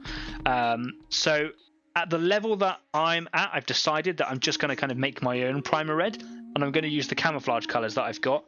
and I might just make it a little bit darker so that it stands out as a different colour from the camouflage when it goes on as a camouflage colour. I didn't do a very good job of shading that wheel there, but it'll be different, whatever. So yeah, I'm going to just use my camo red for primer red. I might just make it a bit darker. I could always mix in a bit of brown or something if I wanted to. I really rabbited on it for quite some time. There was a whole forum, people talking about how to actually make certain recipes of primer red, where you would add in certain paints from certain brands, be it a Tamiya red with a Vallejo brown of a certain thing, different ratios. I just thought, do you know what, at my level, that's just a little bit beyond my desire really to want to put that effort in. I just kind of want to have a bit of fun and go, hey look, primer red, done. So yeah, that's my decision on that one. Thank you for all your help trying to work out which one I needed though. It was certainly an interesting journey. While I was on that thought, I ended up doing a lot of research on buckets as well, because if you watched last week's show, Darren and I got really stuck into buckets on tanks. I had heard from a reliable source that it wasn't necessarily a common thing to have, or at least standard issue as part of your tank crew, was to have a bucket, and that they would be stuck on the back of the tank. Go back and watch last week's episode, episode 20, to find out what I was talking about with buckets. Darren got in contact with me during the week and found image after image, photos, stock photos from the Second World War of Panthers, of Tigers, of Allied tanks, Shermans, everything, and every single one of them had a bucket. So if it wasn't a standard issue, it was obviously a very, very vital piece of equipment, or very useful, that someone basically went and got one, or if they found it, they wouldn't let it go, and they stuck them to the backs of their tanks. So I'm proven wrong. Maybe I heard wrong. Maybe I just, took what I wanted from a certain thing. I definitely did hear it from a reliable source, though, that, yeah... That, I don't know why that tank's got this particular bucket. Just thought it was a bit of fun. But if you think about it, a bucket is pretty useful, isn't it? So if you find one, stick it on the back of your tank. Yes. Watching World at War, that great series on the Second World War. It's a really good series, and I might just link it in this video actually, because you sent it to me. It's really, really interesting to watch. That wasn't the World at War. Was it not? That was the Great. No, that was the Great War, which is World War One. Because you sent me both. I sent you one which was Battlefield, which is, in effect, it's a dispassionate analysis of the battles. Okay. I stand corrected. But the Great War is very similar in style to the World at War, but it covers World War One, and it obviously has interviews with people who fought in World War One, which I think is quite good. But on the World at War, there is one episode, and there is a story of one of the guards regiments, British Guards, and of how when they were in their tanks and the crews, one of the guys was in his civilian life was a professional butcher, right? And he was very good at finding pigs. He'd go, but what he'd do was he'd go out, get the hammer that they had on the side of the tank for knocking out the track pins, bash the pig's head in. Oh dear. And I know it's tragic, but what he'd do then was on the back of the tanks next to the engine, they had the water carriers. Yeah. I think I know where this is going. Carry on. That was they were pretty much constantly on the boil.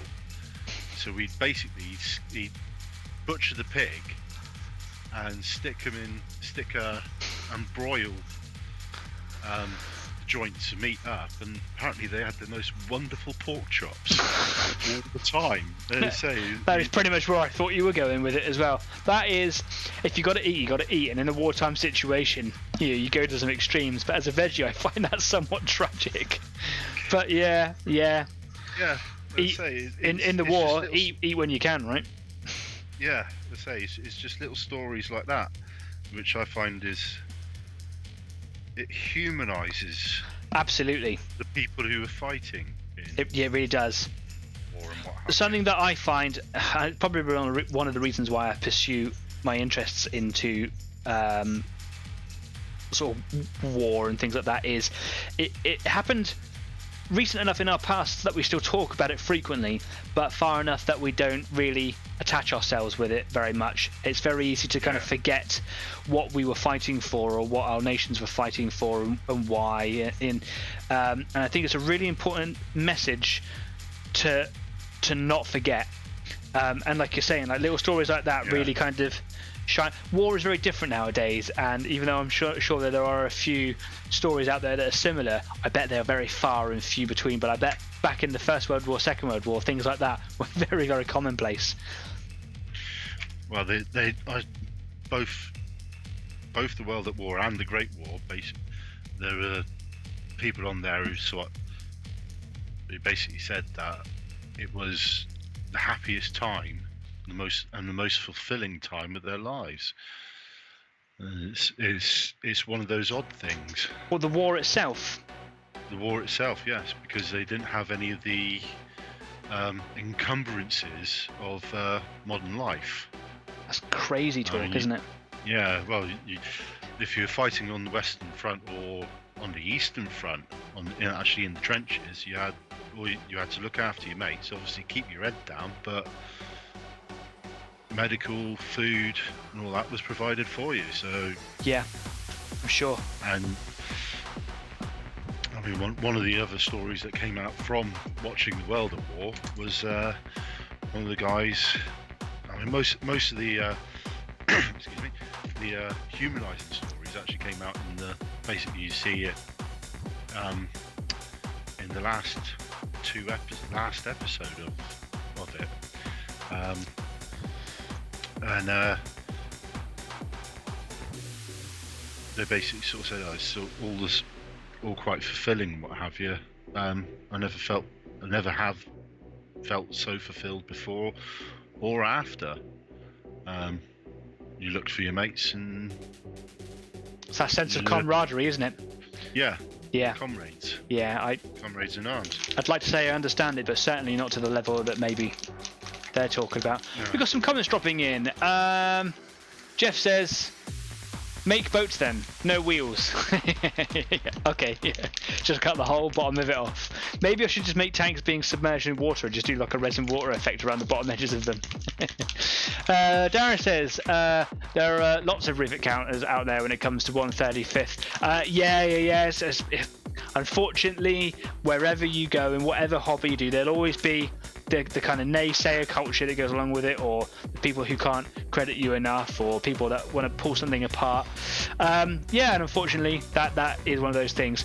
The people who I was getting advice from and reading up about all the different types of colours for primer, a red primer, weren't actually very negative people. They weren't negative at all. They're actually being very positive and supportive of people looking for that sort of information.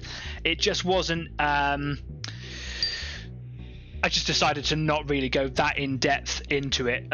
It's a wealth of information if you want it. If you want to go that far to create accurate models, if you're really good, or you just seek that level of finesse, then it's brilliant information to have. It's just a little bit. I say a little bit. It's way out of my league at the moment. I'm just not that good. One day, hopefully not too soon, I am really keen on kind of like pushing myself and trying to develop as a painter. So yeah, hopefully I'll get there. I'm not frightened of buying the stuff and having a go, for sure. And then Jeff Lacey says, if you need water, you need a bucket. That's true. Yeah, it true. Never really occurred to me when I was kind of originally talking about it, but a bucket is just essential, especially in that time. You know, if you need to go get water for you and your crew, generally 5 people in a tank often. You know, you can't just go down with a little cup, can you?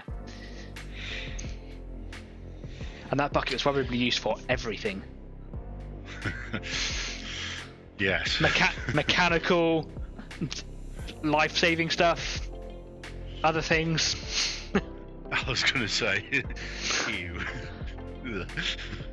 You can imagine though, if it's strapped to the back of your tank, the moment you go through a battlefield, it's probably going to have a hole shot in it somewhere along the line. Yes. Right. Okay. I've done all my wheels, Adrian. Yes. In that first layer of highlighting, anyway, I've got to go back over like another 3 or 4 times. So yeah, that's going to be fun. I'm just trying to soften off all of those horrible, rough transitions that I've done last week, and I'm just trying to bring out areas that I want to highlight a little bit without going crazy. And it seems to work. In fact, in a couple of places where I've gone a bit heavy with it, I don't know if that can really show up on camera, but I've actually got a bit of, like, it looks like grease just kind of pouring down the front of the mantler there. That's actually just going to help with the whole weathering effects and things later on. So I'm actually pretty pleased with that. That's come out really, really well. Let's go back to the hull again, where I was having some real problems here on the front. I decided to start on the front because I thought it was going to be the easiest place to start with, but actually, being the place that your eye is drawn to the most and where all my problems started, probably was the opposite school of thought, really. But hey, whatever. I'm really happy with it, and I'm just gonna empty that out. There we go. Cool. We've got about 10 minutes left of the show. So yeah, if you've got anything you want to talk about, if you want to bring something up, then now's probably a really good time to do it. How are you getting on with all your projects? We've just been nattering away about stuff here, Adrian. Are you getting on well over there? Well, we have had a first on the show for me. Have you finished something? Oh no! Hey, you've seen my Facebook pictures. I've finished 4 armies. Come on. Yeah. Give me a break here. But no, I have actually mixed my own paint. It's just a shade of my How own does paint. that make you feel? It's. I wasn't 100% sure if it was going to work, but it has. Is this one of your green colours? I'm quite pleased. Yes, it's one of the green. I actually I looked at the Gaussblast green and I thought that's going to be way too pale. It is almost white. I follow. Apple white. I believe the actual, if you can get it in somewhere like B&Q or what have you, and I believe it's actually called an apple white. And it's very pale green white, and I thought that's going to be too pale for highlighting the plants. So I've got some Hexwraith Flame, which is a technical paint. So I'm familiar with it, yeah. Yeah, but it mix it to make it slightly darker, but it thinned it down quite a lot. Unfortunately, it's Games Workshop, so it dries like nobody's business. But I was able to keep it going not long enough to actually give it a bit of a dry brush over the leaves and did the job that you wanted it to. The plant did the job that I wanted it to. Fantastic. Yes. Look at that. See, So, always try to brilliant. develop. Always try to do something new. Yeah. Every session, even if it's something little like that. That's good. Have you got much experience working with? I lost my train of thought. Have you got any experience working with wet palettes? No. I highly recommend it. I keep seeing wet palettes being talked about, and it's something I want to look into, but I'm a bit because it's going to play right into your field that you're just saying that GW paints dry up really quickly. You're right, they do, and a wet palette will really solve all of your problems there. You can get some really nice budget ones. I've got quite an affordable one. It was a gift to me, and I don't think I need anything more. If anything, it's very large. It's too wide to fit on my workspace, especially for when I'm doing a show where I like to have things in shot. He says, for nothing in shot. But yeah, it takes a little bit of getting used to, and when you find it, when you get it, yeah, it's really good. I highly recommend it. To anyone that is thinking about doing something a little bit different, get a wet palette. Yes, but I'm one of those ones who will quite happily paint direct out of the pot. Oh, okay. Let's not say that on live television. you're gonna cause an argument. How to cause an argument in less than 5 words? Eh? Yeah. Nope. What are you politics. doing? So, I'm moving on. I'm moving on from this comment, and I'm also moving on with my paints. So the next colour in my modulation paints is Dunkelgelb base. This is the preeminent colour. This is the colour that tanks were.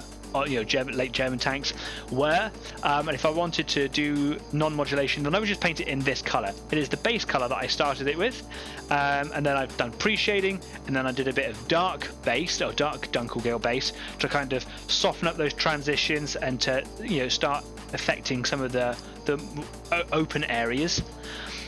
I don't want to go straight to this one again because I've already got that one down as the base colour, so I'm now moving on to Dunkelgelb light base, and I'm going to start applying this basically in these, like I say, these open areas away from the shadow to try and bring those highlights up a little bit.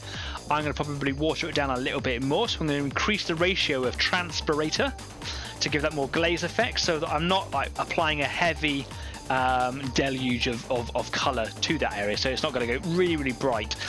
And then I'm going to work my way up softly, probably increasing the amount of transpirator that I use as I go through. I've got 2 more highlight colours to go after this one, and then over the top of it a 75 to 25% ratio of transpirator to Dunkelgelb base all the way over the whole thing to kind of just make everything back into that original colour. So I'm going to basically probably do it here, and as we finish up the show I'm going to have a go at doing a little bit of Dunkelgelb light base as we sign out of today's show. Give that a good shake, put a little bit of that in.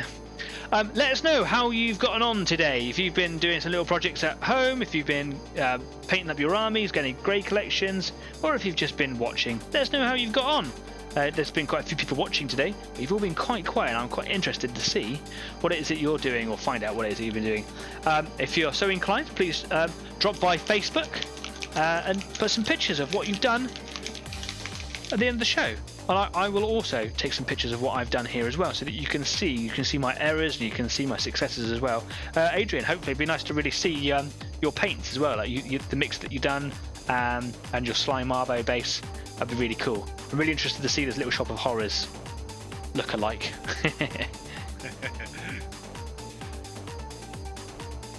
Right, let's just make sure that brush is clean before I go mixing in the hopper there.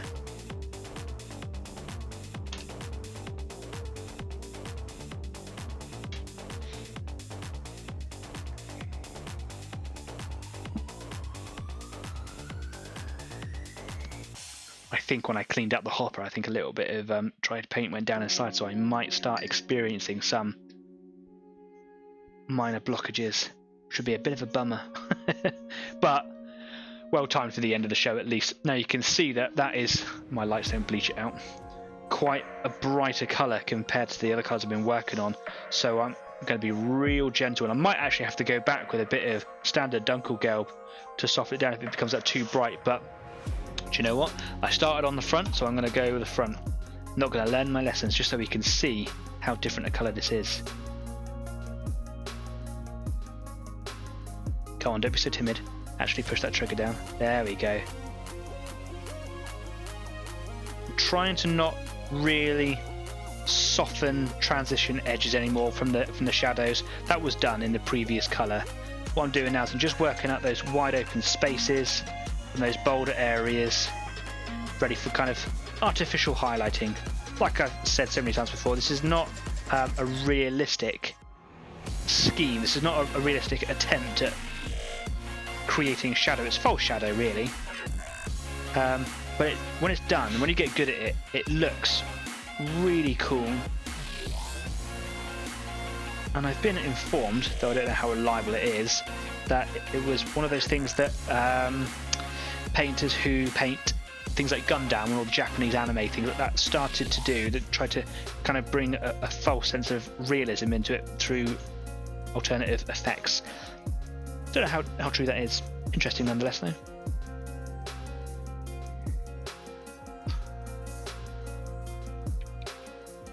So I'll bring that up to the light so you can see. Hopefully, it's quite difficult to see on my screen, it's quite small and far away. My lights do bleach it out quite a bit, but you'll see on some photos in a bit that this is much lighter. And I'm trying to create nice, even strokes and not bleach out the whole tank so much. But also trying to pick out areas on the tank where I want it to be a bit more highlighted. So I want the back of the tank to generally be a bit more darker and grimier and greasier, and I want it to be a bit more lighter the further it goes. And I also like to kind of focus on these kind of corners here and the corners of the mud guards to kind of have a lot of sort of attention drawn to them by having these highlights. So I'm just going to put a little bit of highlight just here. But because it's filtered, because it's got this transpirator in there, it's got about a 70% ratio of transpirator in that paint. If I go over the shadow still shows through, just like any normal glaze, and it should start to really brighten the tank up. Gonna get a little bit in some of these hatches up here. Yeah, I can soften up some of those mistakes that I made early on, because I'm not one of those people that uses a piece of paper to kind of mask or template areas off. I like the freehand approach. Again, it's probably just laziness on my behalf, but yeah, whatevs. I probably could have benefited from going even with an even bigger ratio of transpirator in here, just by what I'm experiencing now, that is. But yeah, it's working, it's nice, it feels good, it looks good, and I'm really happy with how soft it's all looking on the front. It's really quite, yeah, it's good. A little bit more just over here perhaps, a little bit more here. Pick up the model to kind of move it around a bit more directional so I can kind of get my airbrush spray in there. Yeah, and I'm going to do a little bit more of that. I'll finish off that hopper probably. I'll take a couple of photos of that and I'll stick them up online. Let us know what you think. Got some comments going in. I'm going to come away from the workbench and I'll read those out. Where are we? Mia and Adrian. Here we go. That's the little scene there. There it is. Brilliant. Cool. So, Darren says, I've got to go, chaps. Hopefully catch you next week. Okay, sorry, Darren. Bye. Hope you're well. Hope you take care of yourself, and hopefully we'll see you next week. Yeah. So, you gonna take any photos, Adrian? You got stuff there that you want to show off on Facebook? Well, I'm currently working on, let's say, just posting up at the moment. Oh, ideal. The green that I mixed has gone up. I'm just about to post up one of the photographs of the base, and got your concentration face on there. Yeah. Making sure I get the right photo to post up. Obviously I haven't quite finished the base, so there's still a little bit of grey plastic in the edge of the base. It's a work in progress. It's a work in progress. That's the actual base done up, and now I'll be. Oh, I heard it. That is live evidence of people posting to Easy8 Facebook page. If you are new here, or you just didn't know, or you need a reminder, we're not just on YouTube. We've got Facebook and we've got Instagram as well. Facebook's really active, so do consider popping over to either of those platforms, liking, following some of our stuff that's on there. Have a look through the photographs that our community put up and the ones that Adrian's just posted now. And maybe if you like what we do here, consider liking or following us on YouTube here. Maybe subscribing. Really helps us out a lot, and I would really appreciate it if you did. If you do, hit the little bell icon so that you never miss another opportunity for when we go live. Yeah, and that would be really nice. We're pretty much at the end of the show, Adrian. So yeah, how does it feel being on a live stream? It's easy, innit? It's easy. Yeah, I was nervous to start with, but yeah, it's. Oh, Adrian's connection is just. We're losing Adrian. We're losing Adrian. Oh, right at the end of the show. Laughing tonight. Well, we missed all of that unfortunately due to a bad connection, and you've paused in a brilliant position. Yeah, get those little. Hello? Yeah, unfortunately, or you get my 5 head. It's been great having you on. Thanks ever so much for coming along. It's nice to have a guest and just change things up a little bit, and just kind of nice to see the faces of the people that talk to us on a weekly basis, and just kind of interact and get your face and your voice put out there a little bit for other people as well. We're going to be live next week. Hopefully we might actually have an engineer out. I don't know if that's going to happen this week, but we're yet to arrange that. But we've not actually had any technical problems at all this evening, apart from just your signal breaking up a little bit. But well, whatever. It's been a good show. That was probably my phone posting those photographs. Oh yeah. Don't post live. Don't post live. Yeah. Anyway, look, we're ready to wrap up here. So it's been a really good evening. I hope you've had a productive evening, and I hope you've enjoyed what we've done here this evening. It's been a bit lower pace, but I've enjoyed it. I've got quite a lot done, and I think I've solved some problems with my airbrush. It's been really good. So yeah, do consider subscribing and liking and following us on all of our platforms. If not, that's cool. For now, I've been Danny, and he's been Adrian. I pointed the wrong way. I haven't pointed the wrong way for ages. Anyway, yeah, this has been Easy 8 Online Painting Club, and we will see you next week. Take care for now. Bye-bye. Bye-bye. There you go, mate. Wasn't so hard, was it? It was all right.